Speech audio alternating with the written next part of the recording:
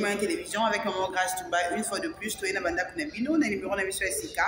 Il y a ma soeur Balamboka, bi peuple Maman Grâce, sans aucun vraiment opportunité, sans aucun privilège. Il y a beaucoup de la banda kunabino, tout me kabosula, mais maintenant les républiques démocratiques du Congo. Nous voilà aujourd'hui, tous allez relayer vidéo, to image, il y a Balamboka Alain Bolodjoa, puis pas Europe et Mokolo Mwalo, qui point sur affaires aux alliés collègues à la République démocratique du Congo entre nous. Bonjour chers tous, bonjour à vous, en tout cas, merci beaucoup. Naïvi Kibozala. Très nombreux à nous suivre en ce net moment dans le cadre et réfléchissons ensemble, mais réfléchissons bien. En tout cas, aujourd'hui, l'actualité est dominée par le propos, les déclarations faites par M. Jean-Pierre Bemba.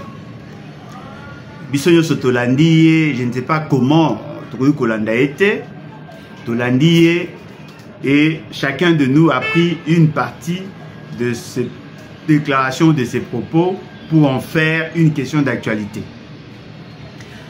Au-delà, il y a le fait que M. Jean-Pierre Bemba a kokende de promesse en promesse. Au-delà, il y a le fait que M. Jean-Pierre Bemba n'a pas su donner assez d'éléments et à politique il y a à mettre en place parce que au-delà de ma promesse, je ne vois rien de nouveau dans ce qu'il dit. Il y a certaines questions politiques où il est intéressé l'essentiel des Congolais.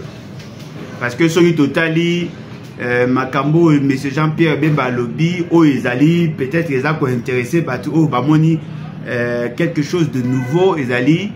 Le fait d'avoir déclaré ouvertement que M. Kabila, M. Moïse Katumbi, et un certain nombre, il y a cadres, il y a Senko, il y a une intention, il y a éliminer physiquement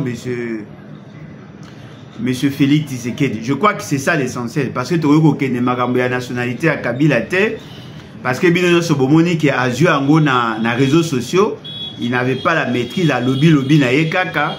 Mais le ko ils ont intéressé Bisso Lolo dans le cadre de la réfléchissons ensemble, mais réfléchissons bien. Ils allaient potentialité, une probabilité à ce que qu'il y ait coup d'État.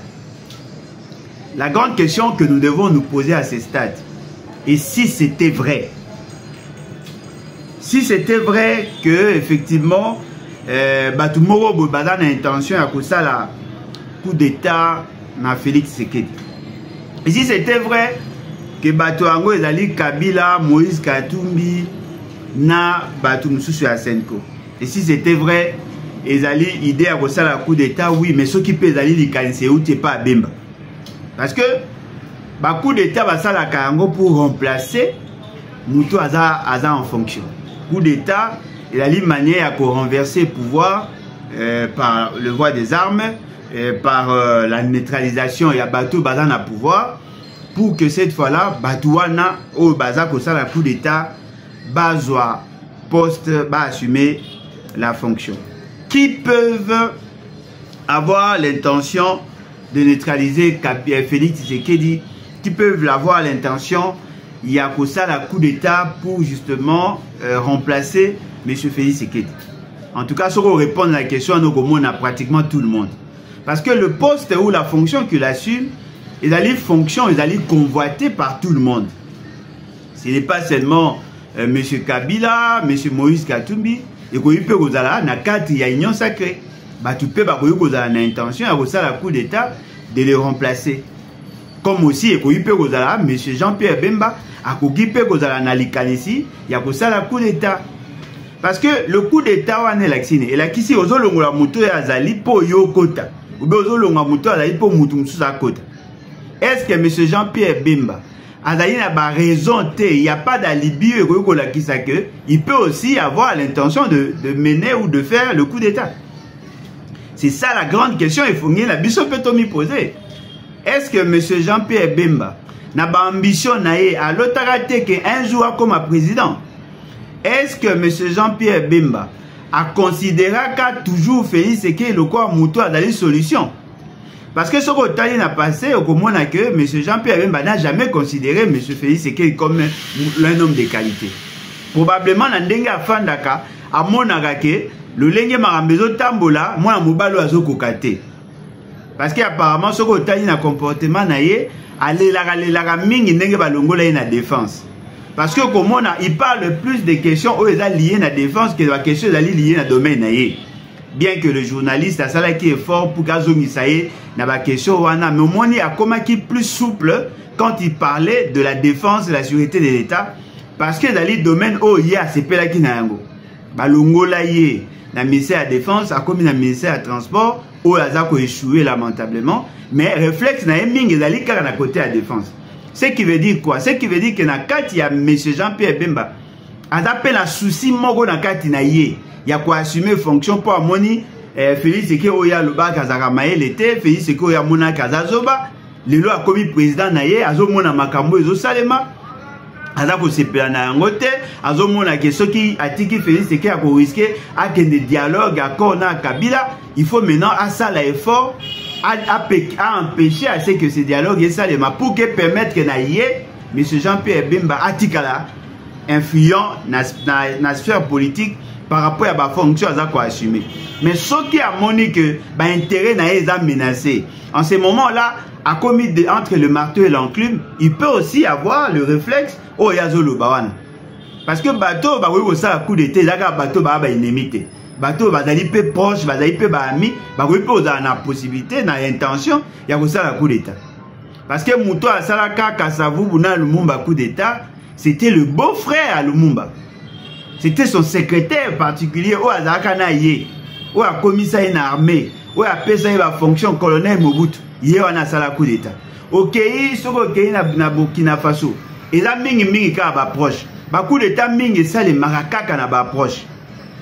Donc, vous comprendre que nakati ya likanisi wana monsieur Jean-Pierre Bemba lobby, moi je pense qu'effectivement il y a toutes les raisons de croire qu'il y a des personnes qui comploterait contre Félix et qu'il va pas neutraliser pour qu'il va au pouvoir.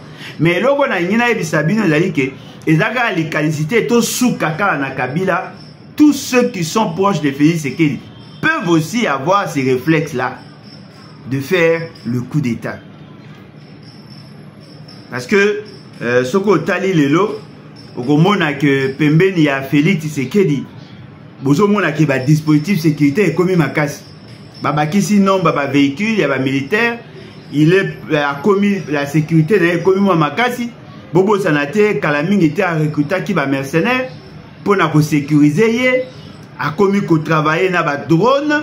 Bref, Magambe Belé a commis qu'on salema tout autour il y a Félix Tshisekedi. Ce qui veut dire que le monsieur a il y a éventualité à ce que va neutraliser. Mais moi je voudrais dire à Félix Tshisekedi, n'ayez pas seulement peur de ceux qui sont présentés comme vos ennemis, ayez aussi peur de ceux qui prétendent être vos amis. Parce que le plus grand ennemi, c'est celui qu'on considère comme ami. Mouto Azali, ami, Azali, un grand danger qu'un ennemi. Un ennemi au coquille qu'on éviter. Mais un ami, c'est quelqu'un en qui tu fais confiance. Il peut t'approcher facilement. Il a la possibilité de te neutraliser, de te causer du tort parce qu'il a un accès na yo. On ne peut pas avoir peur d'un seul individu, Kabila soit-il ou Soriano, ne va bengi Moïse Gatoun. Parce que la bataille Sorana, pour approcher Félix Tshisekedi, c'est pas facile. Mais pour l'approcher facilement, il faudrait utiliser des gens qui sont proches de lui. C'est comme ça qu'on a atteint Laurent Désiré Kabila. Laurent Désiré Kabila a Koufa. Parce que va utiliser un bateau qui proche naïe. On ne peut pas utiliser un homme local pour éliminer Félix Tshisekedi parce qu'il est dans Moussika. Oh, le coup d'état au Barouyuko Sala, na battu le corps à Kabila à Moïse Katumbi, et Ali Bao Barouyuko attaqué cortège, au Barouyuko attaqué Ndaku, au Barouyuko attaqué Tangazako Matana avion. Là, c'est possible. Ou bien lors d'une manifestation, Barouyuko attaqué. Mais il y aura riposte. Or, riposte, wana, et cause à la difficile na bango parce que les dispositifs sécuritaires au ezali lelo ezali difficile na mutu ya libanda ya ko attaquer. Il faut utiliser des gens de l'intérieur. Entre Kabila na Bemba na koki cause à la facilité à toucher Félix Tshisekedi. Ça ce sont des questions. Batu ya sécurité bo silikate parce que débat on a ezali batu ya pouvoir mutu balancer. Biso to ça la ka analyse. Moi je pense que ce qui M. Bemba lobby, qu'effectivement il y a intention à éliminer physiquement Félix Tshisekedi, il y a douté. pour naza komona ba élément ebele za kolakisa ke le monsieur sait que on veut attenter à sa vie. Naza komona dispositif sécuritaire na bakisami, naza komona na banzela ndenge baza ko déployer ba garde républicaine, naza komona déclaration ya général o aza ko s'occuper na garde républicaine, naza ko kanisa qu'effectivement il y a intention de le neutraliser. Mais personne ne peut nous rassurer que bateau ba koyo kosala e mabe ezaka bateau ba musika. Tout le monde peut arriver à le faire. Mais moi j'insiste sur Jean-Pierre Bemba, sur un fait que Jean-Pierre Bemba aussi rêve un jour de devenir président. Donc, s'il faut qu'on soupçonne Batou, on ne peut pas seulement se limiter à soupçonner ceux qui sont présentés comme ennemis. Il faut aussi soupçonner ceux qui sont proches. Parce qu'à vrai dire, Jean-Pierre Bemba a ébi Félix Sekena Kimukolo, a outi Gondimaye Kalamingite. Donc, à la peine à raison, il y a Batou peut pas soupçonner, il n'y a pas soupçonner Baninga. Mais pas Sinanga Ezali, il n'a donné aucun élément probant où qu'effectivement ce qu'il dit il a raison. Parce que c'est ce même Jean-Pierre Bemba au alobaki na biso lors de l'élection que Moïse Katumbi azalaki en connivence avec les Russes pour que ba trafiquer les serveurs afin que ba komisa Moïse Katumbi président.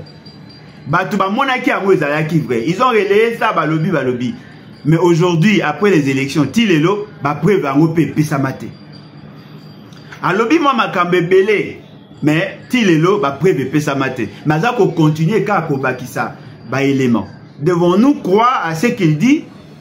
Est-ce que Moutouko Moïse Jean-Pierre Bemba Azali a encore créé Azali crédible pour que les gens lui fassent confiance? Parce que nous sommes à lobby Toyoka déjà parce que nous sommes à lobby journaliste écoute à rappel oh Mozolo ba Ngwanda déjà honoré Ngwanda ça le bac. Azu même ba information à babalaba ayako luka ko bakisa pour a été thèse naï. Voilà déjà il y a problème.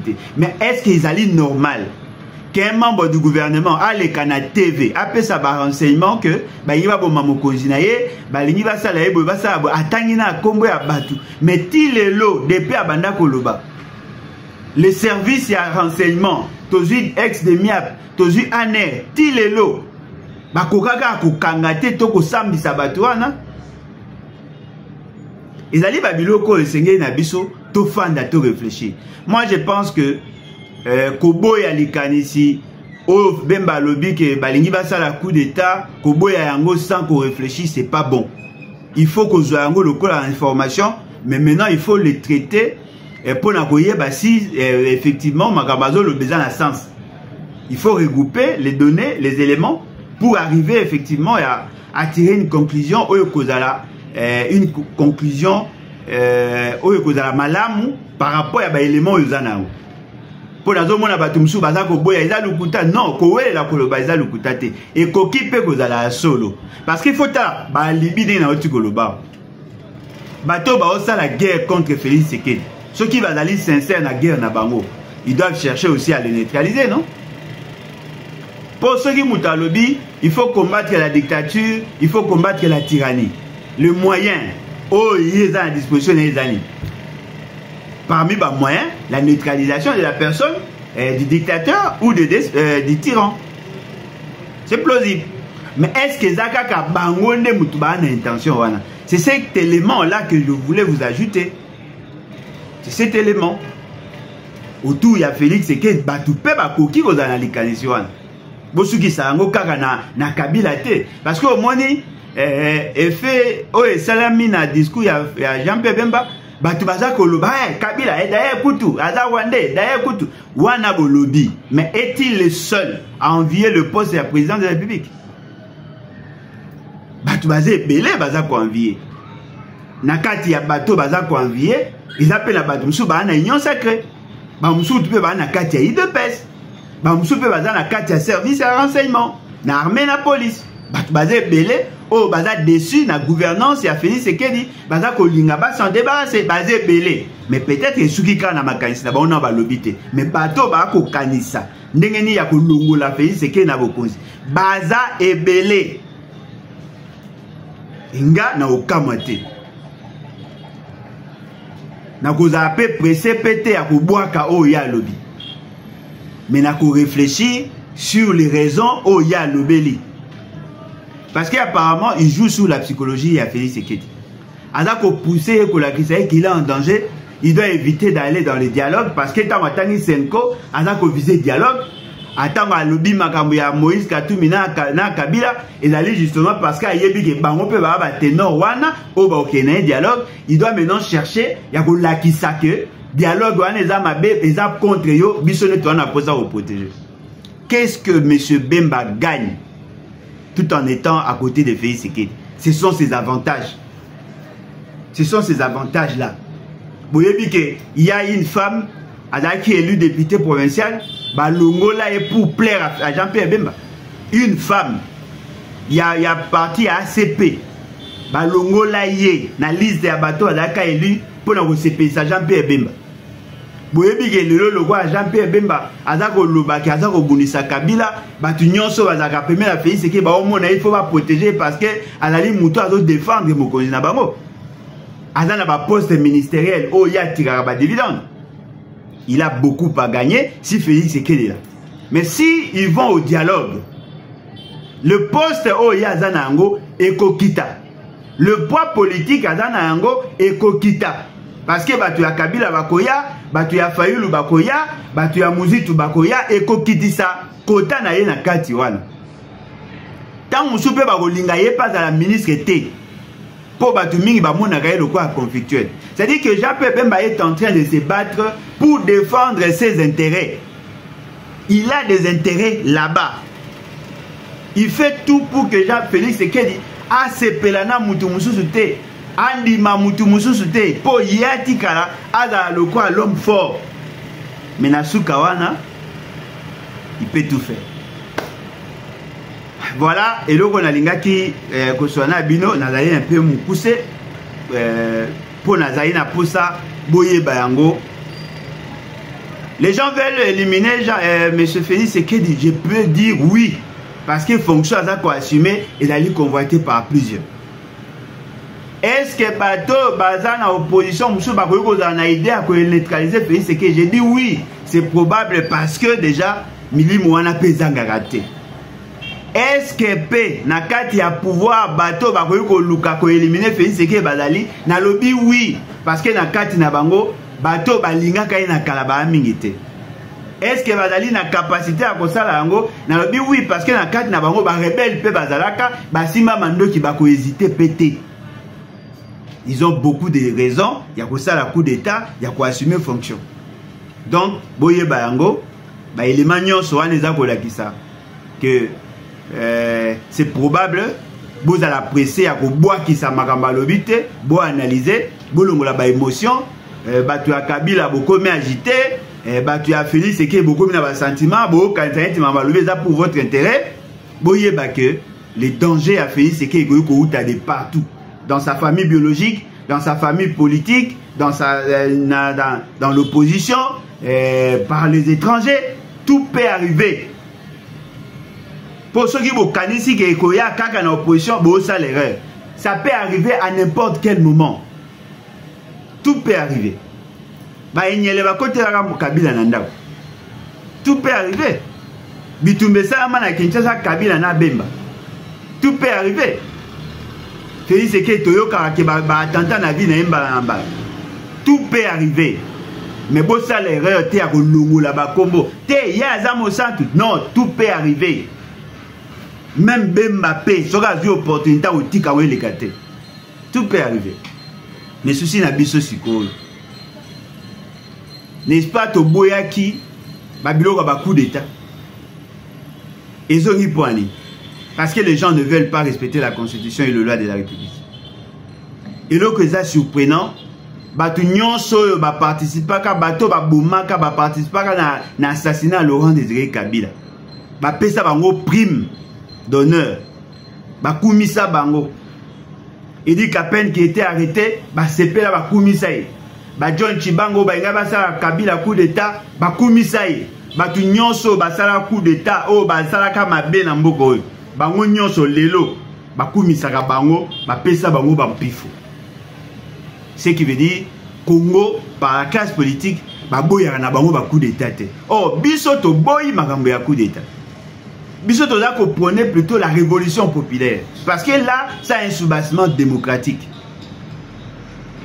Mais les gens profitant, l'absence, il y a un non-respect à la Constitution, bah ça n'a pas ça à cause ça, un coup d'État pour renverser l'ordre politique. Nous sommes là pour nini. Toboy koto sa Constitution. Toboy kosa la ba élection à malam. Oh, ce qui to ça la ba élection à malam, tonga to beta ba débat à coup d'État. Tala lilo, un ministre, vice-premier ministre, à l'équipe na TV, à obeta masolo à coup d'État, à zo zongo loko la obeta li solo, ya makambo ya famille na ye o ya po ya ko reconnaître que bandeko na ye. Non, et ça logo ya grave, bo minimiser au point. Bozo minimiser coup d'État pour l'année. Bon, le bango avec légèreté pour l'année. Et ça malade. Et ça malade. Comment vous bête à masola coup d'État, le quoi vous bête à masola, il y a fallu faire. Ce sont des grandes questions. Et ce qui est grave, depuis même comment vous le bakam na yoana, nan toyoka te ke ba bengi na CNS, ba bengi na ANER, ba bengi na demia pour le bamakambwana. Ada sous ministre de la défense té. Azo le bango avec légèreté. Bozo zoango bozo zoa. Mais ceux qui makambo azo le beza solo. Et ko tia mboga na mabeti. Moni. Félix Eke ko kontaka na batu wana te. Apparemment bato ba osalo mabe ba nzinga nzinga la. Tango bozo landa Jean-Pierre Bemba zo loba. Bozo mona penza lokwa muta sérieux, mais alors qu'en réalité azaki ne ka na logique ya batu ya ba parlementaire debout oyo ba se bazaka sur ba TikTok azu ba information ya TikTok ya réseaux sociaux nde a memi alobi na bino na kati ya déclaration na ye ke bande ko pesa $66 millions chaque année et chaque mois pour na ko récompenser Rwanda pendant 18 ans. Sur aujourd'hui 66 millions de dollars multiplié par 12, ça fait pratiquement dans le 800 millions de dollars. Ce qui est surprenant, Jean-Pierre Bemba wana azoye bate que tango Kabila azwaki pouvoir en 2001, bokonzi na ye wana ekoki kofuta nyongo ya 800 millions te. Au budget, ezalaki pratiquement ba 800 et quelques millions. On ne pouvait pas donner 100% à budget pour na refuta nyongo. De reconnaître que croissance économique, taux de croissance positif, en 2002, 2003, 2004, 2005, 2006, 2007, 2008, 2009, nous 3 milliards de dollars. Si vous posez question, et pas Jean-Pierre Bemba, c'est vrai qu'il peut vous séduire. Mais vous posez question par Jean-Pierre Bemba. Comment est-ce possible? Un gouvernement a Nyongo, il y a 800 millions de dollars chaque année et que lui soit le seul, il y a information. Bon, tout na Jean-Pierre Bemba, preuve il y a zanango et zanine. Vous comprenez que moi, mobile wana a kosi. A kosi pour nanini, pour azana keto na kati na ye. Ayebi ke Congolais alingaka Kabila te, azolinga siko a profiter na kanda na ye azaka nango na Kabila pour séduire tout le monde. Bokende ko tout na Jean-Pierre Bemba. Quelles sont ces preuves? Aju ango wapi? Est-ce na Banque Centrale, na ministère à Finance, na ministère à Budget, aju ango wapi? Est-ce que bandeko bimisa ango na compte moko spécial, compte ango ezalaki wapi? Quels sont les banquiers qui sont intervenus pour faire sortir cet argent? Et ça passait par quelle banque? Quel est le Swift code? Oh, Yazanango. Parce qu'il y a un vice-ministre, vice-président en charge de l'économie et finances de 2003 à 2006. Ah oui, vous avez la preuve.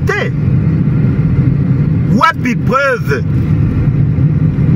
Jean-Pierre Bemba comme le quoi Gilles Mouniéré pour créer une situation pour faire passer le message. Il cherche quoi? À séduire les faibles d'esprit.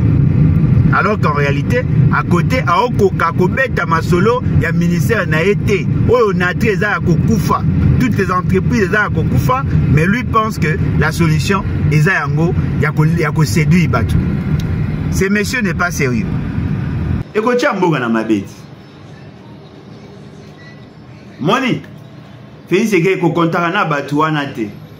apparemment bato ba osalo mabe ba nzinga na pour légèreté naza komona un membre du gouvernement passe à la télévision, il parle du coup d'état mais bato ba ozongo avec légèreté.